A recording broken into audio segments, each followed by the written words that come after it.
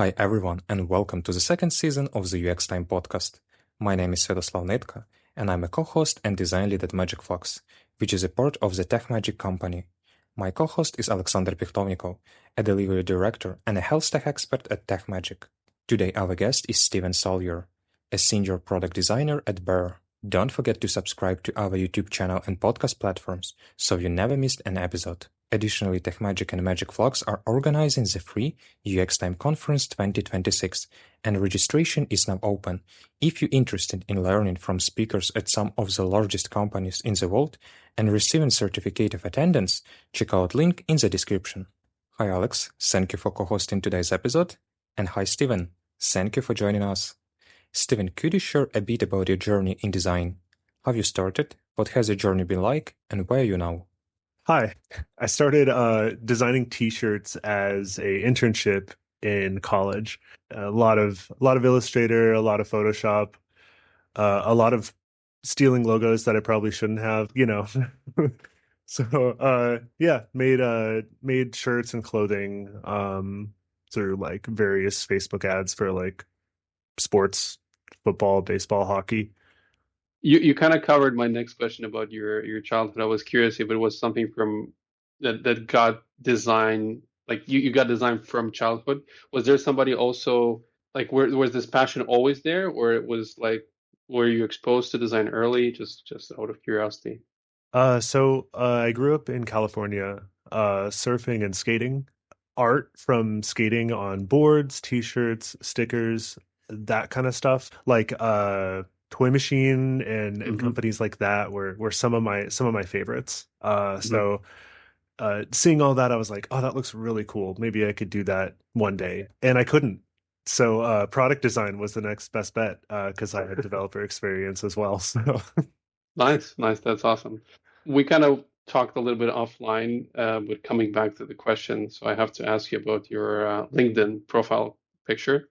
So for those of you who do not know, because this is an audio only, it's Steven rocking like the microphone. Like you look pretty hardcore there, I have to say. Like it looks awesome. Looks like you're singing. My first question is, what are you singing, if you remember, in that LinkedIn profile? So I do bass and backup vocals for my Nice. band Dead Seven. Um, and that particular shot was like the end of the like set. We do 30-minute sets typically. It was like the last song, just drenched in sweat. Like Hmm. And I guess you got into music like early on. Like, was that something you picked up along the way, or that was also like a passion from where you were when you were a kid? skating, surfing, a lot of the music around me was like Southern California, like punk rock music. And my first time skating at a skate park with a punk rock band playing like next to you was just a surreal experience. And so just between the visuals from the art and like the music and stuff, just all of it caught my eyes. I think I talked to one of them and was like, "Hey, can I play your like drum set?" And they're like, "No." So yeah, and I think my aunt took me to Guitar Center for the first time after that, and I was like, "This is really cool. Like, this would be nice to do one day." Stepping back to your design career, over the last few years you worked a lot with design systems, so it would be interesting to hear your perspective on the top three secrets of a successful design system. Ooh, hard to narrow down to three, but I'd probably say constant user feedback. If you're not talking to your users, you're not getting contribution, you're not getting ideation, which leads me into my second one, which is making contribution the norm. If you don't have a steady flow of contribution, that means all of those new components and layouts and things like that live in their repo and not your repo, which means other teams are probably building the same thing or relatively the same thing. And then you get debt, and then that mountain gets really hard to climb. And the third one, I'd probably say like being okay with breaking things sometimes. There can't be an upgrade path for everything. And so having that constant communication, getting a contribution, and that thing might break everything or break everything about that particular component's API or something. All of those things work together so everyone can benefit. And if it means you doing some extra legwork and helping out teams or something get their stuff up and running, all of those three things work together for me. Were there some of the things that you learned the hard way, or like some of them you kind of knew from the get-go? I'd say dependencies is something I learned the hard way.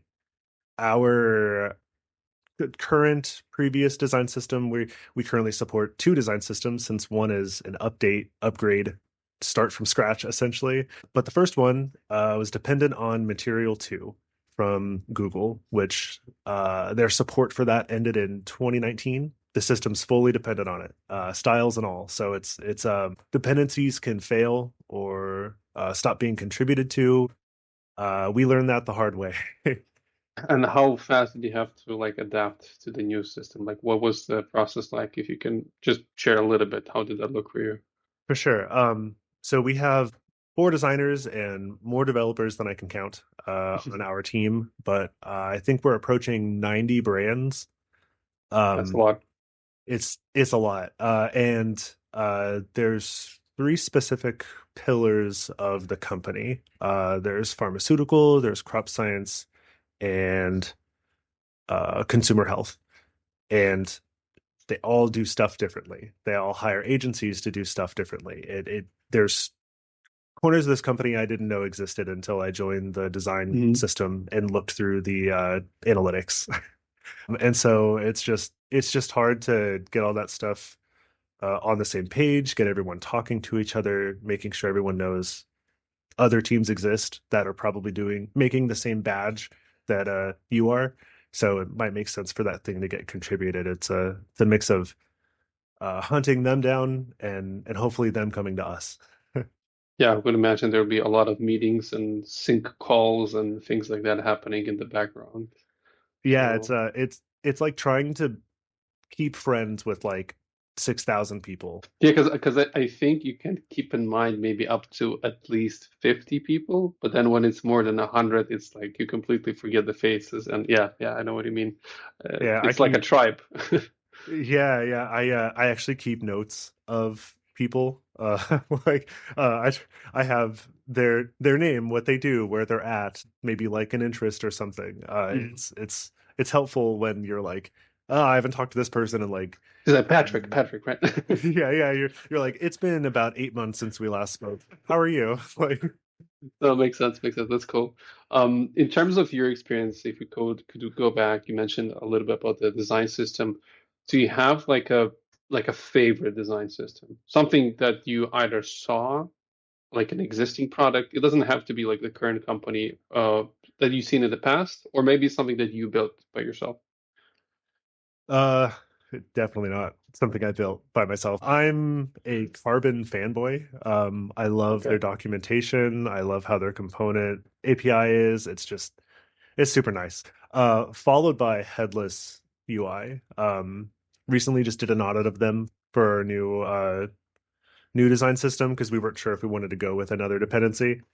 Hmm. So we were just scoping it out, but I think their stuff looks fantastic. It's no frills. It's Hmm. simple, and simple is good, especially for starting out or wanting to grow off of a dependency. You just mentioned that it's okay to break something when needed. So how do you decide when it's acceptable to break a component or pattern and when designers should strictly follow existing patterns and documentation? Yeah, so nobody's perfect, and the way you implement something the first time might not have been the most scalable option. So you might have built a Swiss Army knife component that does everything. Sometimes I've found if you make something do everything, it might not do something for all the users that need it for their individual use. So I've found my most common way of breaking things might be looking at a component a year out and finding out that maybe we put too much stuff together. In Figma, you can do variants, but sometimes the prop naming is just so different between those variants. It makes sense to express them as different components inside of Figma, even though dev can get around and make everything the same component, and maybe not match how design did it because of Figma's constraints. So most common way for me is just it might be more useful to split things up and simplify. You touched a little bit on development again when the developer would receive like a new design. Did you ever get feedback from a developer, which usually for them it's they kind of tend to focus more on the code rather than focusing more on the, unless you're a front end engineer, I believe. But have you ever got feedback back from somebody where they're like, this looks cool? And how did that look? Like how was the collaboration No.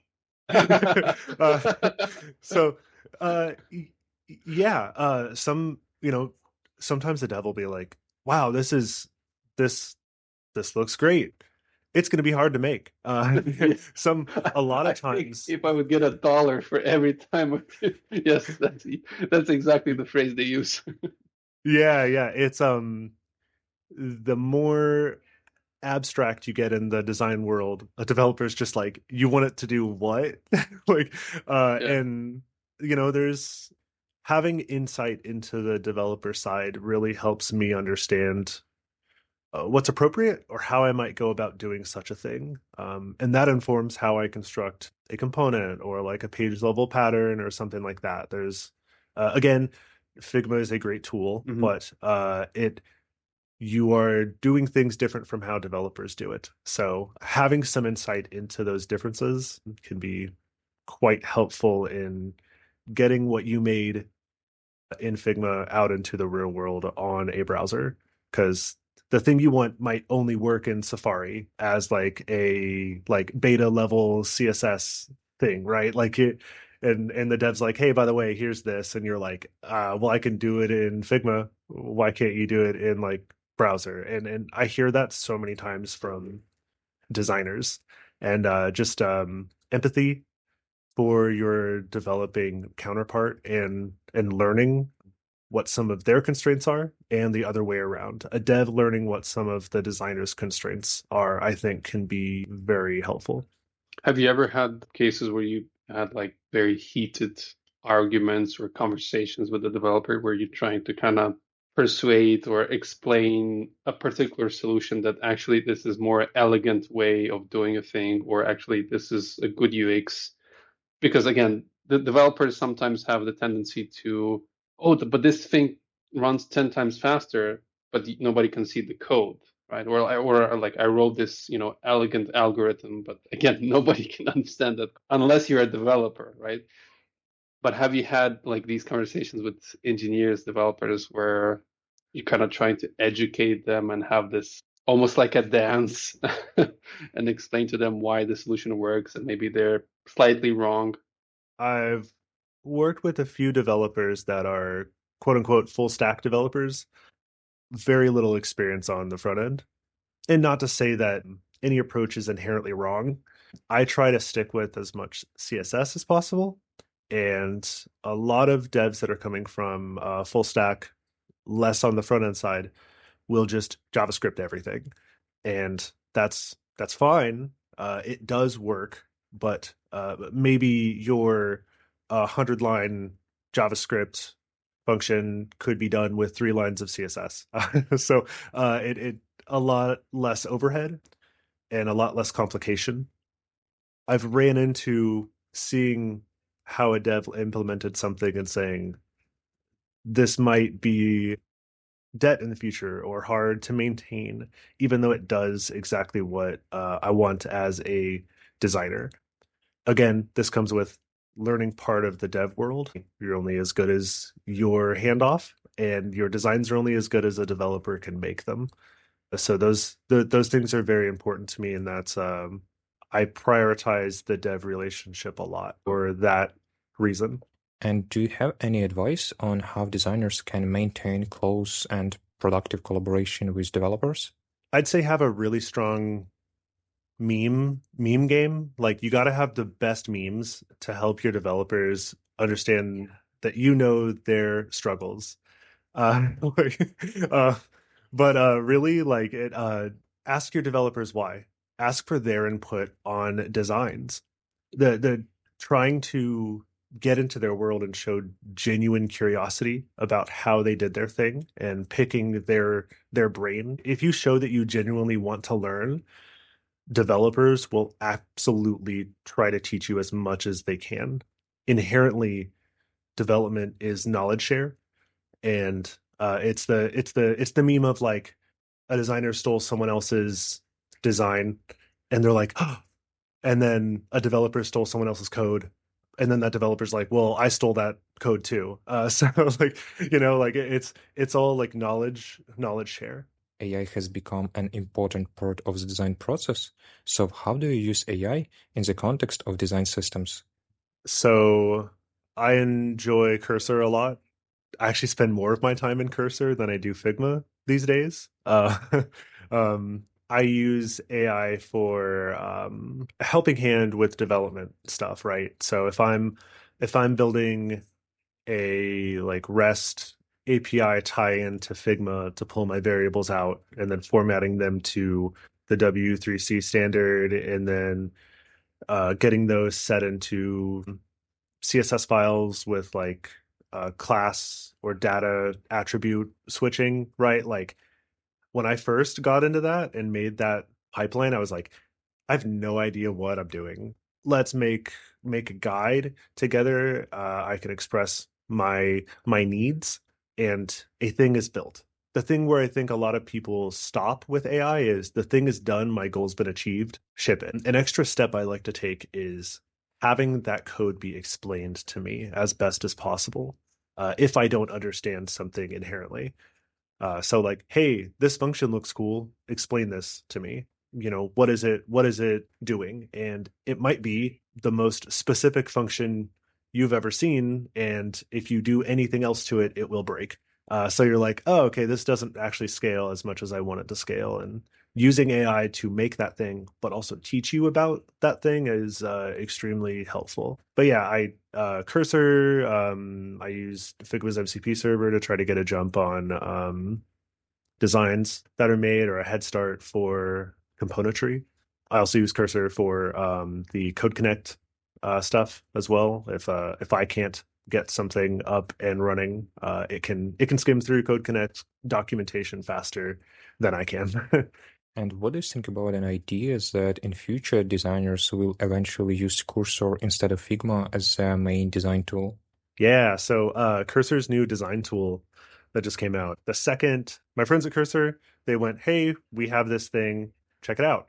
And I open it up, and the benefits of using something like that from a designer perspective, I think is fantastic. To be able to drag and drop, to be able to use a UI to manipulate CSS instead of typing out the CSS. I'm surprised they used some verbiage that I thought a dev tool trying to reach out to designers wouldn't use. Like, for example, Figma uses auto layout, but really that's just Flexbox. Like a design tool trying to reach into the dev side, the verbiage gets a little muddy. Variables, tokens, all that kind of stuff, right? So Cursor, I think, is on the right path for them releasing their first iteration of this relatively soon. It's definitely going to be something I am looking at. Would you rather manipulate designs in Figma under Figma's constraints, or would you rather have the same constraints as your developers? Is how I look at that. If I can use a UI to manipulate that stuff in a more comfortable fashion, like Figma, I think that is enticing to me at least. It may not be enticing to others. And I think the beauty of it is there's a ton of options to be able to design what you want to make in a bunch of ways to do it. You could circumvent AI and hard code all of it if you really want to. But most management would be like, why are you doing that? You could just prompt it. So true. Maybe you have any advice for designers who struggle to get started with a cursor? This goes back to that cycle of prompting what you want to make and also being taught what that thing is and how it was made. My advice would be There's no easy way around it. You need to learn some basic level HTML, CSS, and the scary part, JavaScript. You have to know that on a basic level. Even in Cursor, I've found when you say, make the background of this thing be this variable or be this thing, you're really just prompting that, and prompts are not 100%. So it could get what you're asking for wrong. And in that case, you should feel comfortable popping open the CSS file, going to the class, or inspecting in browser and using developer tools, going to that class and changing that style that you want to change. I'm thinking like, man, how has it all changed? It was like basically just 2, 3 years ago, Figma was the big dog and everybody was using Figma. Now it's you have systems like Cursor and there I'm sure other systems coming out as well, like code editors. Again, and this happened in a relatively very short time span, like 2, 3 years. It changed really a lot for like allowing non-technical people actually building prototypes and like launching startups to people who have some technical skills having an incredible advantage. My theory is that it will become even more accessible, but I'm just curious to know, Steven, just from your point of view and the trajectory it goes, how do you see the landscape changing? You know, like if you could have a like you have a crystal ball like 5 years from now, like what do you see? Like what's the big change? Where will it all go? Yeah, that's the $1 million I know. question.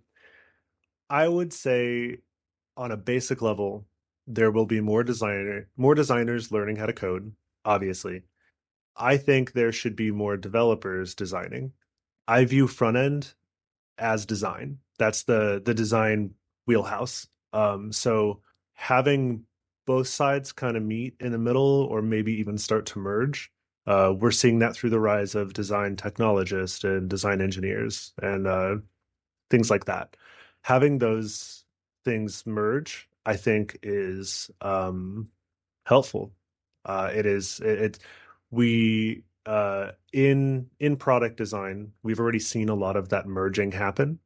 There, at least when I started, there was conceptual designers, detailed designers. You're seeing less of maybe copy designers. I'm seeing less accessibility designers as a singular profession. A lot of those things are being wrapped up into a product designer that happens to have a specialty, at least from my view.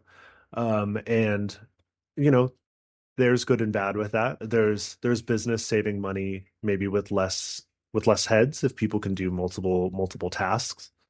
You're losing less singular focus on an expertise or area, which I think is a con to things like that. And I would assume we're going to meet in the middle. We'll have more generalist and less specialist. But yeah, with AI tools, the CEO of your company can prompt an app, right? And they might not know that it's not scalable based off the code. They might not know the design doesn't perform or give you the ROI you need for an e-commerce experience, but they can. And to me, it's a different medium for everyone to be able to show you something in your preferred method. I would rather the CEO of a company walk up to me with a design than just try to talk to me about the idea because I am inherently a visual person.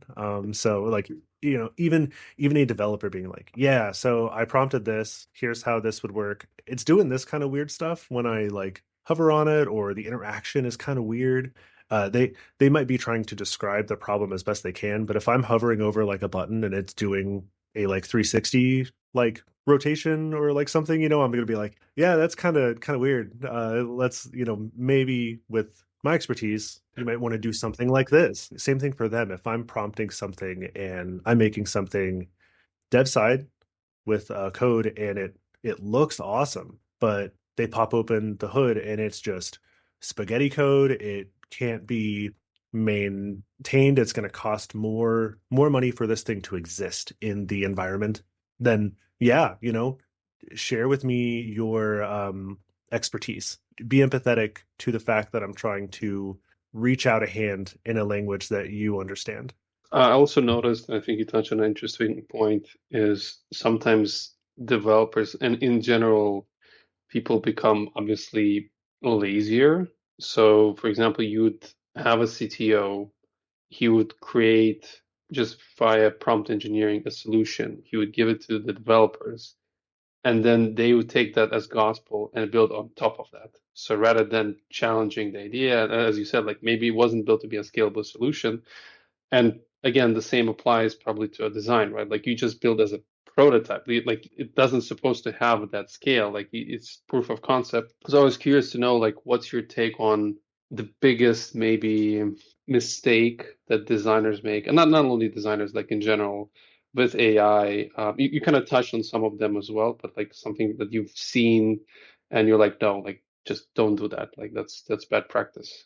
Trusting AI is bad practice to me. It is harder to question people because it comes off as untrusting, right? Hmm. Like or maybe like seeming like you care less about their opinion. That is not a position that I want to be in. But with I can say, hey, this is wrong. Like this is just like inherently wrong. Cite your source. Where did this come from? And it'll be like, oh, actually, I did give you the wrong thing. Here is the correct way I would go about doing this. Or I wish that would work with humans. yeah. And it's it's something I look upon with reflection, right? Because I think, oh man, how bad have I taken feedback in my career? And I want to be better about it. Admitting my mistakes is the first step in being able to call out an AI's. Just also to kind of add, maybe we've talked again about collaboration and development, building design systems. If you could maybe share from your experience a design system that you were involved and something that really kind of challenged you in a way that made you think like, huh, okay, like how do I approach this? How do I build this design system? Like what's the right way to tackle this? So I alluded to how many brands we have at Bear, 90, which I think is down now. I think they're consolidating some brands, so yay, right? Like less values to have for 85. everybody. Yeah. And I think trying to build something, I don't know if this is the correct word, semantic enough or agnostic enough to be able to accommodate all of those choices. It's been tough. We've had calls with various Figma reps. I've gone to config a few years now, and I'll just corner people from different design systems and be like, "Hey, here's my problem," and they look at me like I'm crazy because most people have design systems for their product. So Uber has a design system for Uber. Airbnb has a design system for Airbnb, and trying to make a design system that's 90 brand with 300 products, like, and all of them having different use cases or like opinions on like, well, we do leading icons or we only do trailing icons, and like just a million of those choices across apps. It's complicated. And so having like variables for your props to be controlled within the correct context or correct platform or pillar of the company, it gets pretty complicated. Steven, it would be super interesting to hear about the Figma plugins you've created. I've built a few public and a few private plugins. And the first one I started out with was a synonym generator. So the way we load icons in our design system, we use material symbols, but not from their plugin. We don't drag in material symbols from their plugin. I built a scraper that goes to their repo and pulls the material symbols in 24 pixel in the correct boldness that I would like. And I paste them into Figma, all 6,000 of them.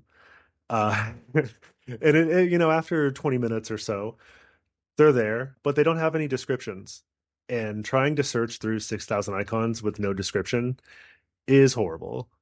So I built a synonym generator. It's like a 10,000 JSON line pool where you say water.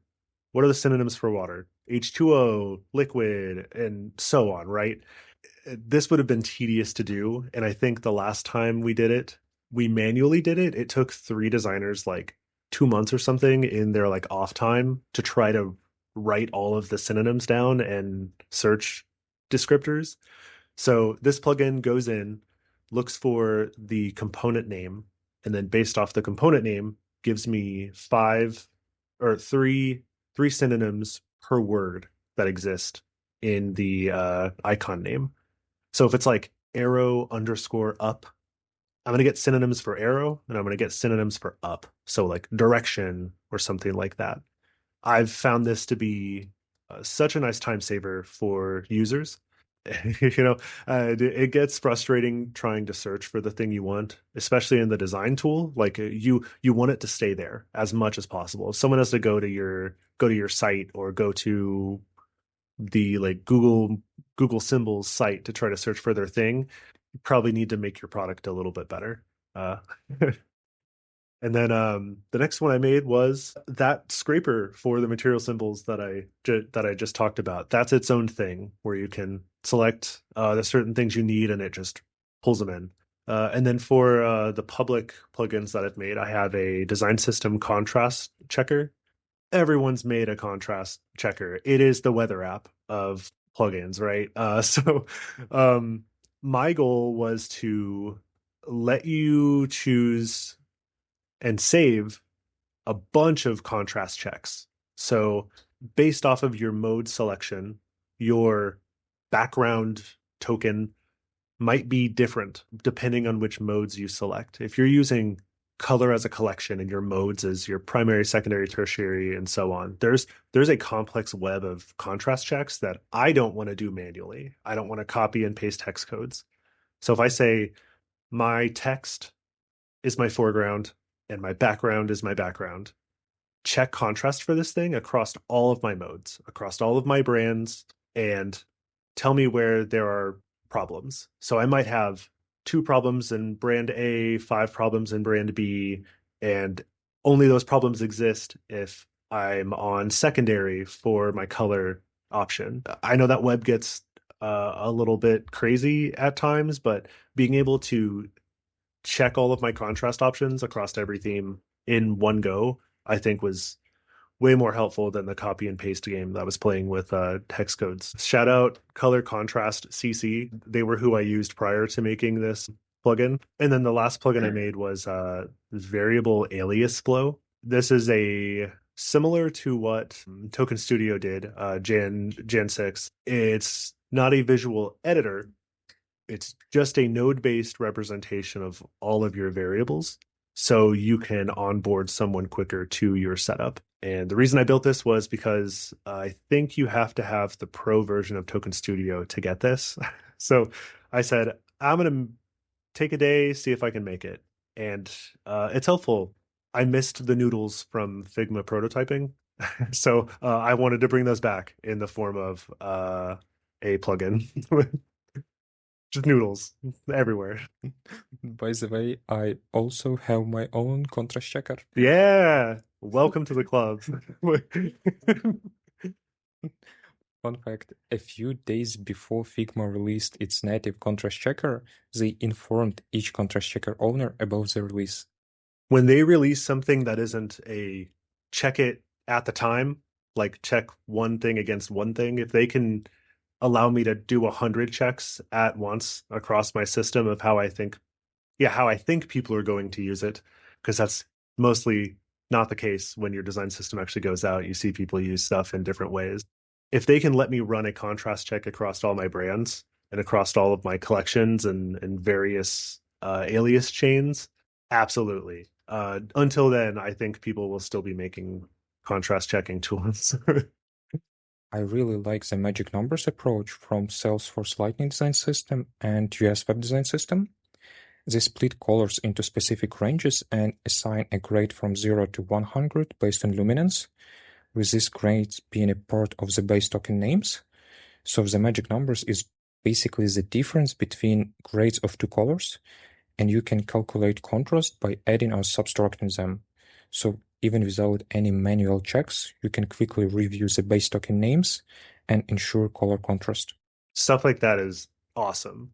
I've been in the color ramp generation business for a while now, as all design system designers know, and it is seemingly deceptive to try to make a blue ramp and put a yellow ramp next to it and try to make the perceived, what do I want to call this, emphasis important, right? If you look at a 50 across your blue and yellow and they don't have the same prominence, that's hard to get right and nail down. I think I want to say 3 years ago, there was a really good talk at Config about just ramp generation, color theory. I don't know the name of the speaker off the top of my head, but she did a fantastic job. Good luck searching for that, everyone listening. My next question is more about the pivot I think that he made, because originally you started development, right? Like that, well, design was kind of always in your blood. I guess you were heavily inspired as a kid, but that wasn't the first choice, right? That wasn't the first pick. So I'm just curious, like when did this all change? How did that change happen? And obviously, I presume it helped you a lot, but like just if you can touch a little bit on that. I saw my wife, then girlfriend, in college. I saw her homework, and my homework was like C sharp or something. I was like banging my head against like a keyboard, and I look over, and it's just like a lovely design program making some like awesome, beautifully complicated thing, and I'm like, man, that looks really nice. That sounds so pleasant, and I talked to my teacher for that C sharp class, and I was like, hey, how easy should this be? And they're like, well, from my perspective, it's pretty easy, but I'm like 20 years deep into this. Okay. And they're like, I was like, how easy should it be for me right now? And they said, are you having doubts? And I went, yeah. And they went, buddy, do you have a second major lined up that you would want to choose? Because if you get into this, you're development's hard. Development's hard. You burn a lot of your brain. Burnout is really high. So maybe this might not be for you. And that kind of honesty coming from a teacher that ultimately wants to teach me, wants me to learn, probably wants me to graduate from that computer science department, telling me maybe this isn't for you, and was really really nice. Having that kind of honesty come from someone that you trust, right? Like I grew up trusting all of my teachers, that they all give fantastic feedback. Getting that was great, but at the time it was very hard to hear. So that was when I was like, maybe I could look for something else. And I looked around, ultimately came back to Illustrator, Photoshop, Adobe, all that kind of stuff. I did wedding photography, videography for like car chases. I worked in a like photography studio, and that's that I saw that, and that looked awesome, and I did that as like a side thing for a while, but it ultimately didn't seem sustainable to me. Versus design seems, I know people were like, oh, like AI is coming out, it's the death of designers, or AI is coming out, it's the death of developers. It's just a tool. It's the same for like Squarespace. Squarespace came out and everyone's like, developers are done for. Wrong. Like, The end of the day, it's an instrument. I completely agree. Yeah, yeah. that's true. A little bit of maybe like a fun question. We kind of touched on this offline. If you could join any company, what company would it be that has a great product at its core, but terrible design? My first thought was Microsoft, like Teams and Outlook. Like it looks like it got stuck in I don't know which year, to be honest. But maybe there's another product that you feel that at its core, it's a great product, but like the design is just not there. Yeah, so see, Microsoft is even hard for me to wrap my head around because Fluent, their design system, is great. It is a great design system. The intent is there. The execution is not.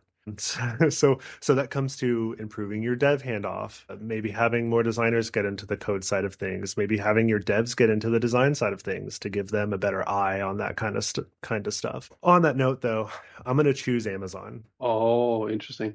Amazon is a fantastic company as far as revenue is concerned. They're an absolute giant. The homepage of Amazon is disgusting, and it's gross from a design perspective.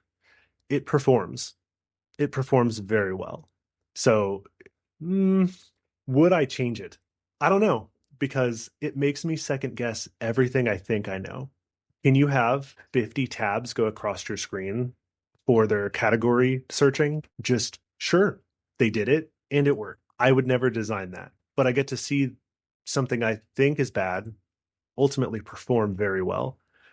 I am in conflict about this.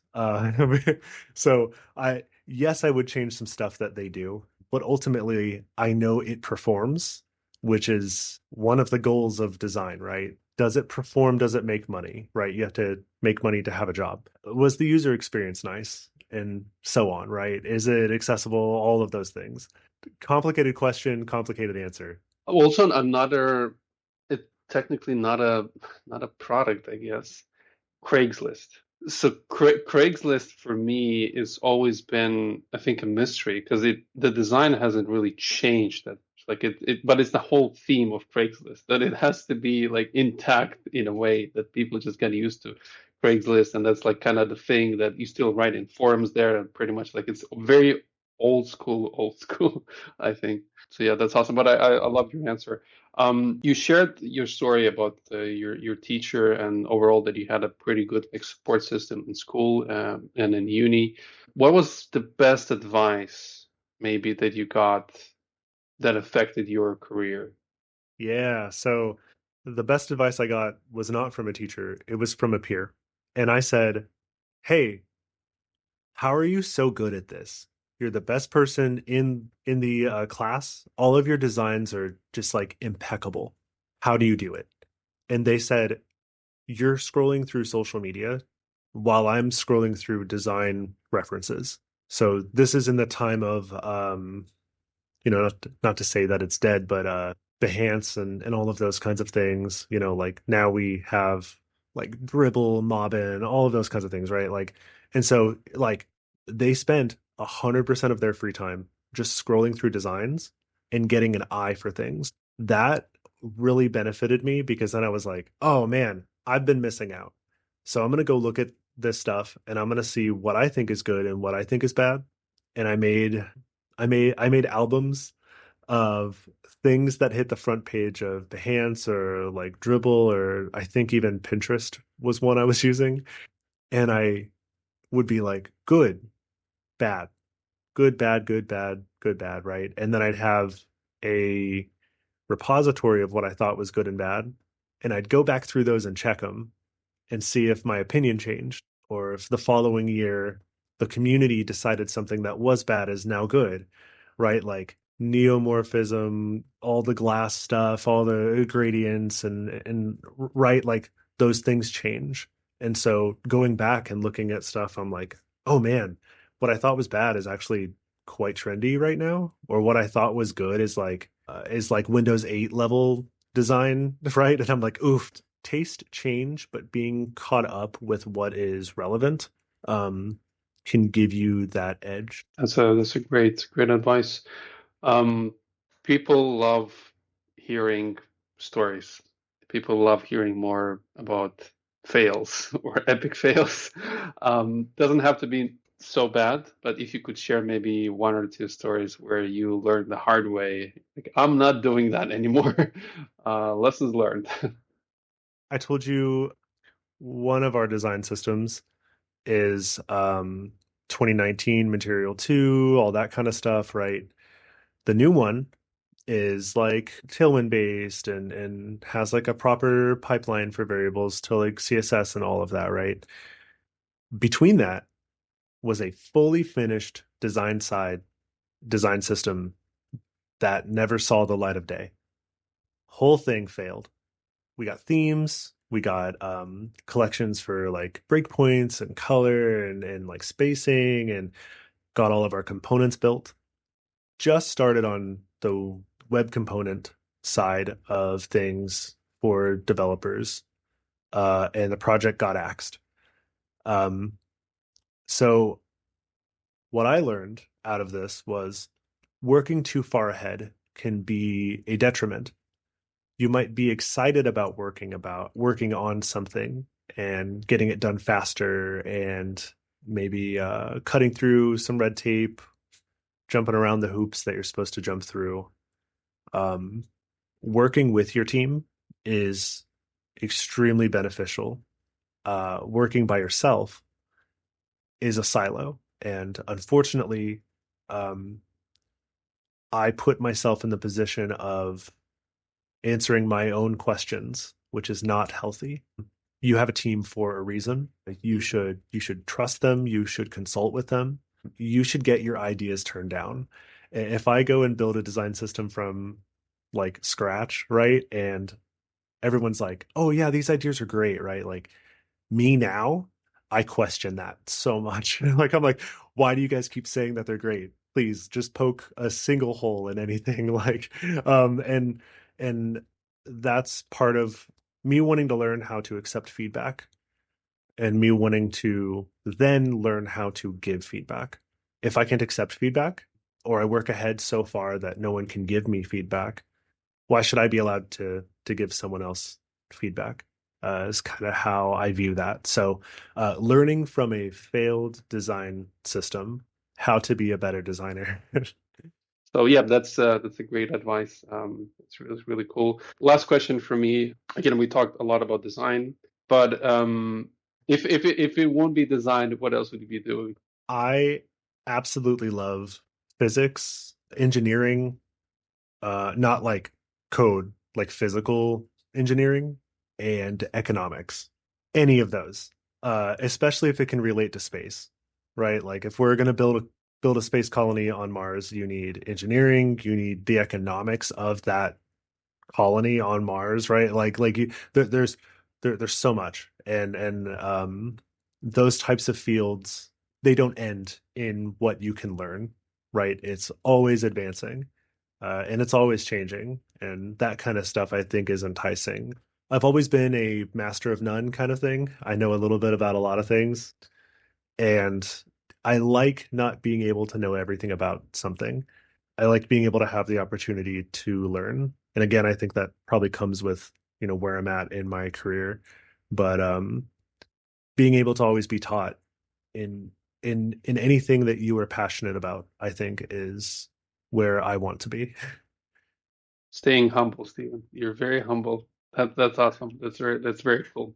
And you have that, I guess, learner's mentality. Like you're open to new stuff and continue learning. That's cool. Thank you for sharing.